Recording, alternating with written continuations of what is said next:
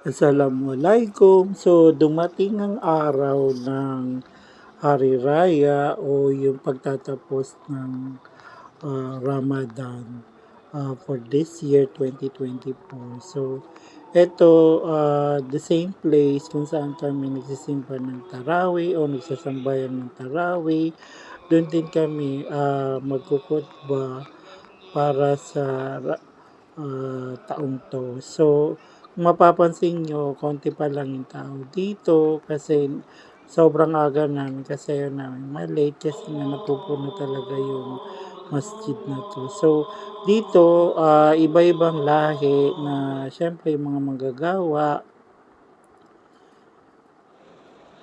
Mga manggagawa kasi ay dito na rin nagsasambayan. So, may Pakistani, Arab, yung Bangladesh, Indonesian. So, marami pang ibang lahi nandito.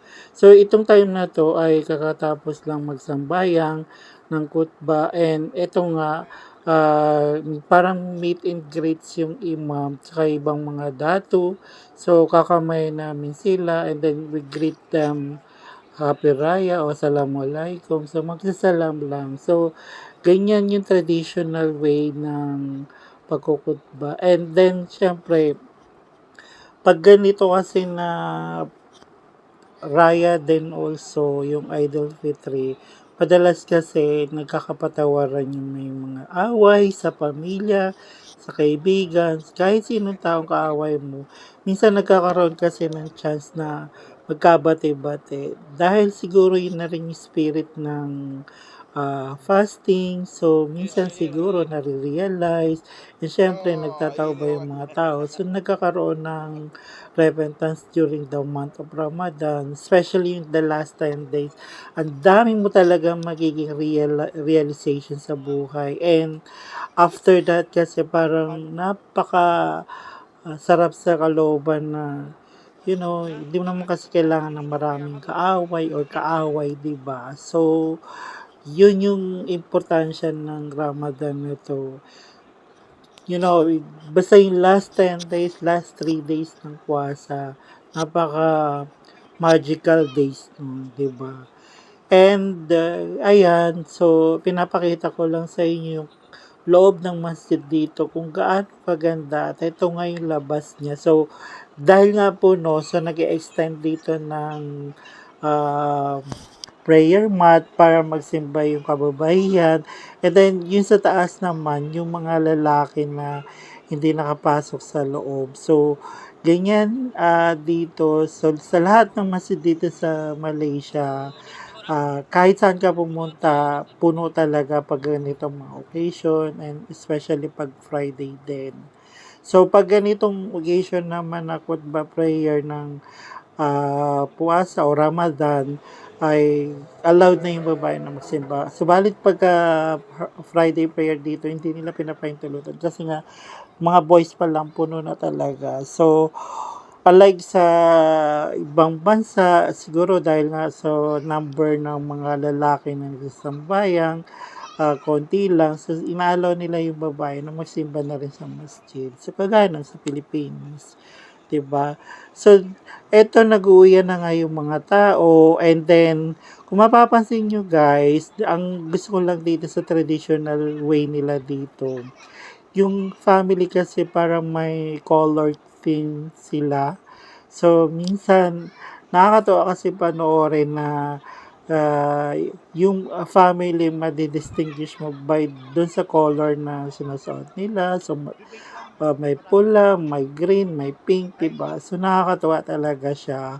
And, syempre, season of ano din to yung parang celebration. So, minsan 1 month yung celebration dito, yung mag-open house nila lagi. And nakakatuwa. So, merong toka-toka, especially sa family na every other week or every day, depende. Kasi, yung holiday din kasi dito, minsan 2 weeks. So, depende sa work kung ano yung pinaka-bakasyon nila. But, Ang alam ko lang kasi every weekend nagaganap yung open house nila. So, yung makikita nyo guys, di ba, color red yung team ng family na yan. Ay, napakaganda tingnan. Especially kapag ka na punta ka sa open house, yung family talaga, makikita mo yung mga colorful na damit nila. And this time na nga, tapos na kami mag-picture-picture at ito, pauwi na kami dahil dalawa lang naman kami magkapatid na nandito.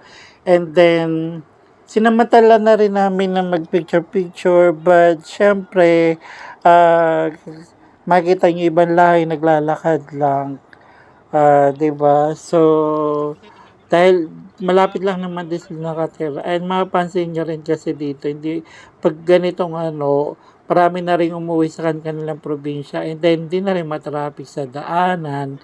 So, I don't know, itong taong to, parang konti lang yung nagsambayan. Siguro yung iba umuwi na talaga sa probinsya. But last year at mga nakaraang taon, napakarami. Lalo na yung manumbalik yung pagsisambayan ng tao sa masjid. Sobrang makikita mo na punong-puno ang traffic. Ang hirap lumabas mula sa kung saan ka nagparking kasi nga dahil sa dami ng tao na pumunta. Siguro dahil na nga rin na parang nagba-back to normal that time, and then nabigla rin siguro na alam mo that year ang daming naiyak siguro dahil